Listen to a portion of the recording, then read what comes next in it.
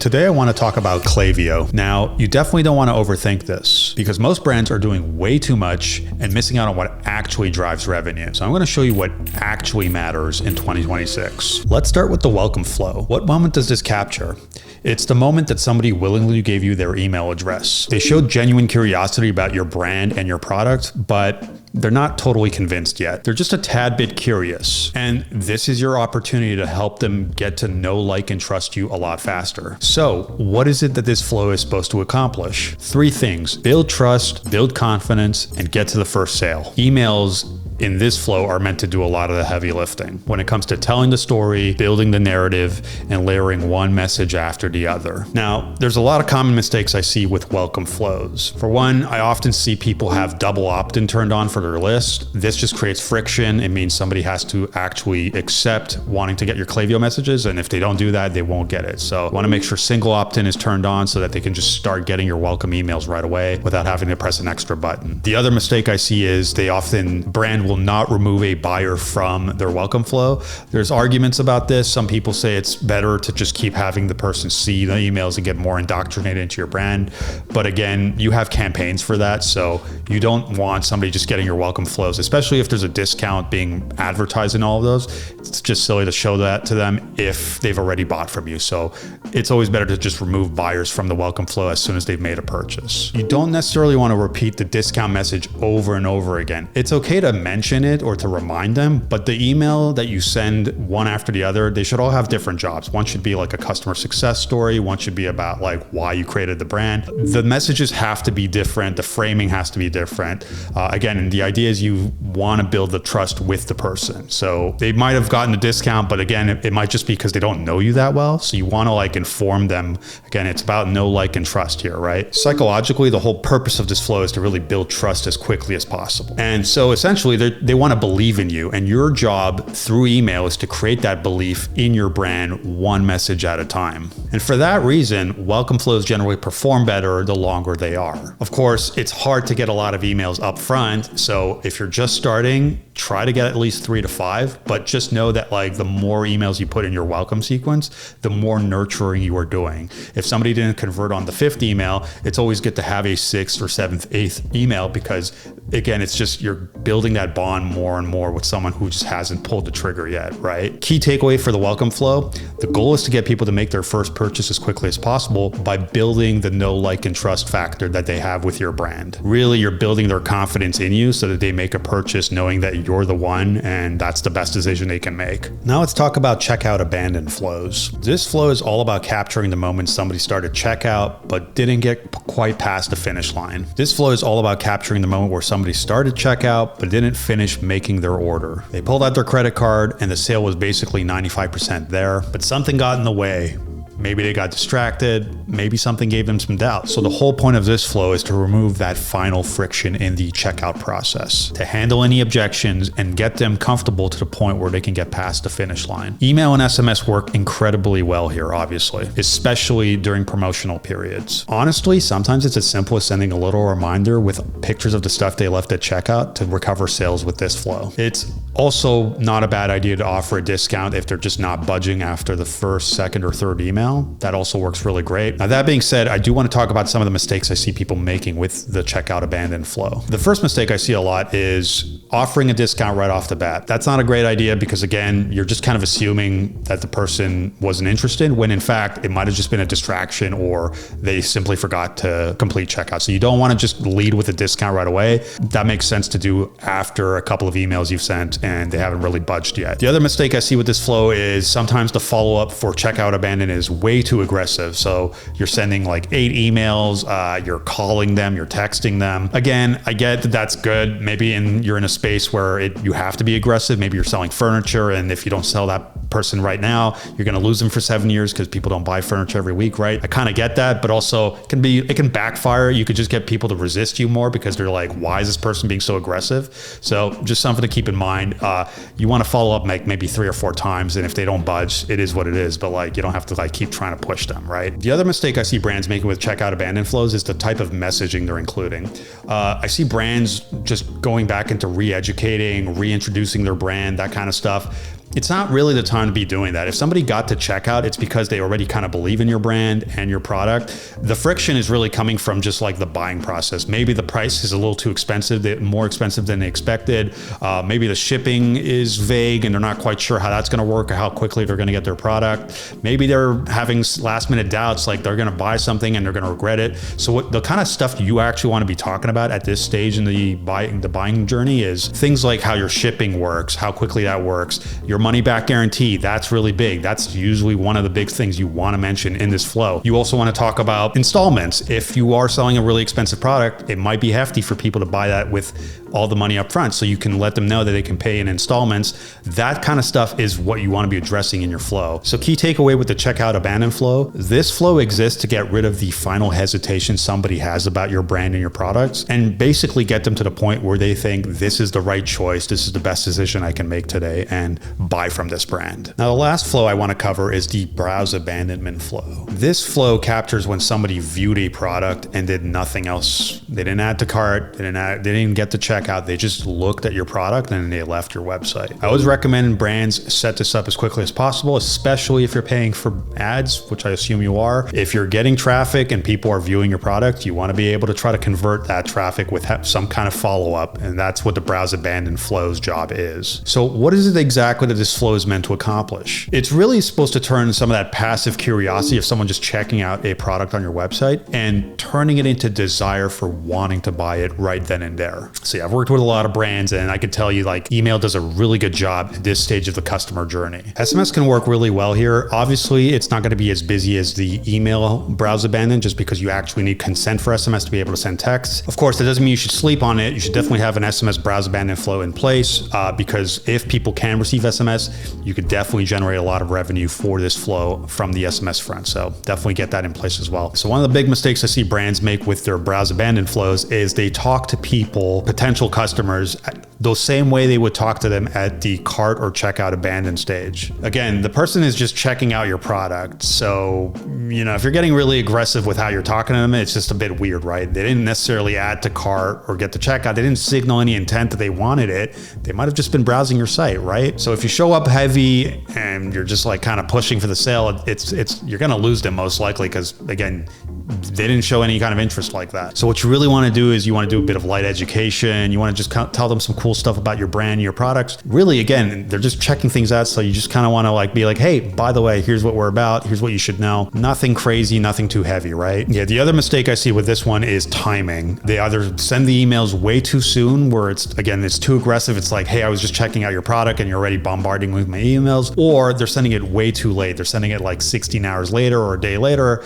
And the person has already kind of forgotten about you, or they've already bought from another brand or your competitor, right? Timing's really important. Sweet spot, as a rule of thumb, 2 hours. Obviously you want to experiment with this, but again, 2 hours is kind of just like the sweet spot. It's not too soon and it's not too late, which is really key. And yeah, similar to checkout abandon and cart abandon, you want to have about 3 to 4 emails. Like that's a good number to have. 1, obviously, and 2, that's just not enough of a follow-up. So yeah, get yourself to 3 to 4. That's a good place to be. So psychologically, the job of this flow is to turn that little curiosity they showed looking at your product into actual desire of wanting to buy it from you. And you do this by reinforcing the value, clarifying the uniqueness, showing social proof, that kind of stuff. So the big takeaway with the browse abandon flow is that you're just taking somebody's curiosity from having viewed your product and just turning that into desire without overwhelming them or being really pushy and aggressive about it. That's really the big idea here. Now, even if you set up these flows properly, there are these little technical mistakes that can actually screw everything up and kill performance very quietly. So I do want to talk about that a little bit as well. The first mistake is not having a dedicated sending domain or having your authentication set up properly. If you don't have a dedicated sending domain, you should just get that in place right away. There's no reason not to. It really just helps with the inbox. I think we're actually at a point where Klaviyo is just going to not allow you to even send emails if you don't have it in place. So it's kind of a first thing you should do right off the bat when you're starting with Klaviyo. Obviously, things like DKIM, SPF, and DMARC, you just want to make sure those things are done properly. You should have them done if you were able to send emails, but again, you should review them, just make sure that's all on track, because otherwise your deliverability suffers. And if your deliverability suffers, it doesn't matter how good your emails are or how cool your offers are. People can't even see them. What's the point, right? So just foundational stuff that you want to get in place right away. on day one, right? Number two is having Smart Send turned on for some of the emails in your flows. In some cases, I've seen them turned on for all flows. It's a big killer. What it does is it prevents people from getting your emails if they received an email recently. You don't want that. You just want the emails being sent when you want them to be sent. I've talked to people in Klaviyo and even they don't know why that feature still exists. So it's unfortunately, it's turned on by default if you create a new email in your flow. So you just want to make sure those are checked off, and you want to be periodically checking your flows and making sure they're not turned on, because if they are, most often people are just not getting those emails and you're not getting the revenue you want from those emails, right? So the third one is UTM tracking is not enabled for flow emails. If you don't have UTM tracking turned on, you're not going to be able to attribute which emails are bringing the traffic and revenue for your store. So if you don't have UTM tracking turned on, you're not going to be able to track which emails are driving traffic and sales for your store. UTMs tell platforms like Google Analytics that the sale is coming from your emails. Without UTMs, traffic is vaguely identified as direct or unknown. It just doesn't really tell you that it's coming from email. There's no reason not to have it turned on. It's kind of a no-brainer. So make sure all your flow emails have this setting turned on. The fourth big mistake, and it's going to sound kind of obvious, but you'd be surprised, making sure your sign-up form actually is connected to a list where people are being added. Crazy concept, I know, but believe it or not, I've seen it with some brands when I've worked with them. Their pop-up says they're getting like high opt-in rates, both on email and SMS. But then when I look at their SMS list, they have 0. And it's like, well, they told me they've been collecting SMS for months, but when I look at the pop-up closely, it's not actually connected to a list. So despite the fact that they've been spending thousands of dollars on ads and they have a high opt-in rate, nobody's actually getting added to a list. So always check for this. I know it sounds silly, but you'd be surprised. And it's a huge waste, right? If you've got all this traffic coming and you're not getting them on the list, it's just brutal. So yeah, definitely double check for that. So the fifth big mistake I see is the lack of flow filters. The idea is you don't want people being bombarded by your emails if they're in one flow in 1 second and then supposed to be in another flow the next. So for example, if somebody is in your browse abandoned flow, but then they finally get the checkout, well, you want to make sure there's a filter that takes them out of the browse abandoned flow and puts them in the checkout abandoned flow.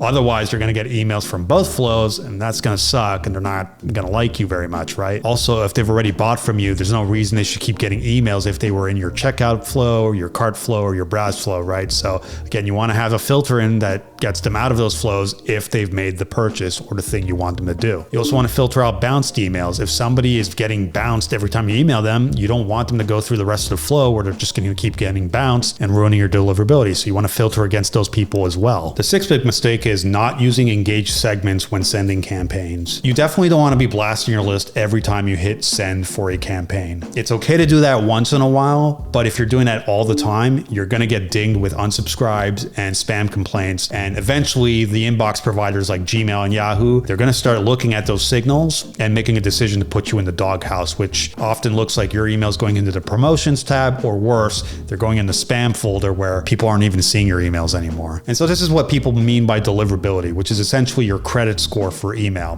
The idea is you want to send to as many people as possible and make as much money as possible, but you don't want to do it at a point where you're jeopardizing your credit score.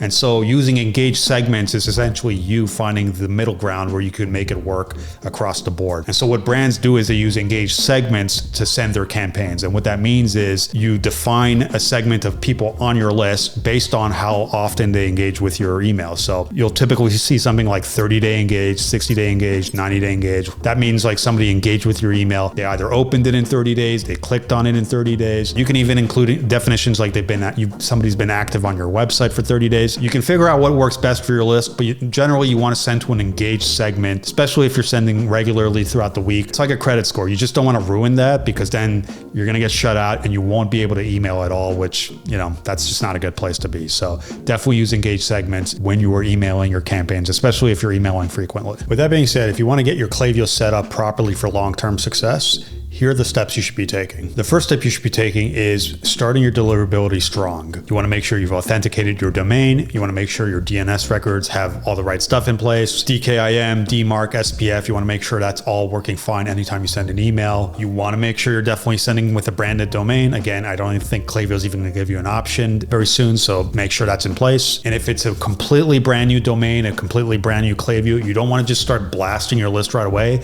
You do have to go through a bit of a warming period 2, start small with a smaller segment and eventually gradually increase your segments. Number 2, you want to define each job of your flow. To put it simply, welcome is all about building that know, like, and trust so that they can make their first purchase as soon as possible. Checkout and cart abandon, it's really about getting rid of that final friction, that last bit of hesitation they have, and getting them to feel really confident that what they're doing with buying from you is really the right choice for them that day. Browse abandon is just taking that curiosity of them just window shopping and checking out your product and turning that slowly but surely into desire to buy the product with a bit of education and just letting them know about your brand and your product. Post-purchase is really getting them to feel really good about the fact that they bought from you and being so smitten by the experience that they come back for a second, a third, and repeat purchases for as long as possible. And maybe even start telling their friends and family about you and becoming ambassadors and really advocating for your brand. Number 3, you want to define the specific job of every email you're going to be sending. Each email should have a very specific purpose. So you don't want to be sending the same message over and over again in your flows.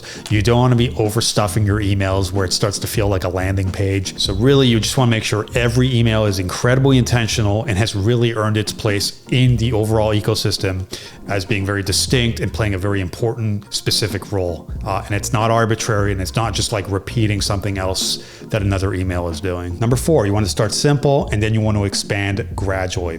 It's just not possible to build everything up front in under one day. It's not going to happen. What you're going to be doing is building things one brick after another. And eventually your email marketing is going to kind of take a life of its own and do all these awesome things for you. But if you're just starting, you want to take little steps and eventually get it to that place. So if you need a welcome sequence, you're not going to get 7 to 9 emails up front. Start with 3, maybe turn it into 5 in the next month and then 7 in the following. Same with cart abandon, checkout abandon. You just get 2 emails and maybe eventually it becomes 4. That's how you grow this thing, right? It's a long game and it's a very iterative process. Your emails are going to look a certain way when you start, and then over time your brand's going to evolve and your messaging is going to evolve. So you're going to want to revisit things. So just start small and eventually it'll turn into something bigger that makes you a lot of revenue, right? Really what's important here is to get the fundamentals in place so that eventually you can do all the fancy stuff. But you can't get to the fancy stuff until you do the fundamentals, right? So got to start small and then eventually get to big. Number 5, you want to protect your infrastructure as much as possible. So like I said, you want to make sure Smart Send is turned off. You want to make sure UTM tracking is turned on. You want to make sure that you actually have filters in place so people are not being bombarded by your emails, or they're not going to get them if they're bouncing and they're causing your deliverability to tank. You want to make sure that there's a proper time delay in place between your emails so people are not getting browse abandon email number 2 and 3 at the same time, and it's off-putting and they're hitting unsubscribe and they're not interested in your brand anymore. Now these little things matter. They do creep up over time. I can't tell you the amount of times I started working with a brand, I logged into her Klaviyo and just these little mistakes were there. And not only had they been there, but they'd been there for months. So for months, like Smart Send was turned on and emails just weren't being sent and lots of revenue just wasn't being made. So again, some people just don't have the time. Others just don't even know where to look, but it's really worth auditing your infrastructure as often as you can. You know, you can do it quarterly or monthly, but you want to double check, because if these mistakes are there and you're not paying attention, months just go by and you're just losing tons of money because of a little technical issue, a little box you could have checked. Just double check that stuff. Really worth it in the long run. Now, with that being said, if you want to take the next step with all of this, whether it's dialing in on a specific flow or going deeper with email and SMS inside Klaviyo, make sure you're subscribed to the channel. I'll be breaking down more of this stuff in future videos so you can expand on the stuff that we discussed in today's video. But that's all I've got for you today. Let me know if you enjoyed this in the comments, if you have any questions, but I appreciate you checking us out, and I will catch you on the next video. Take care for now. Bye.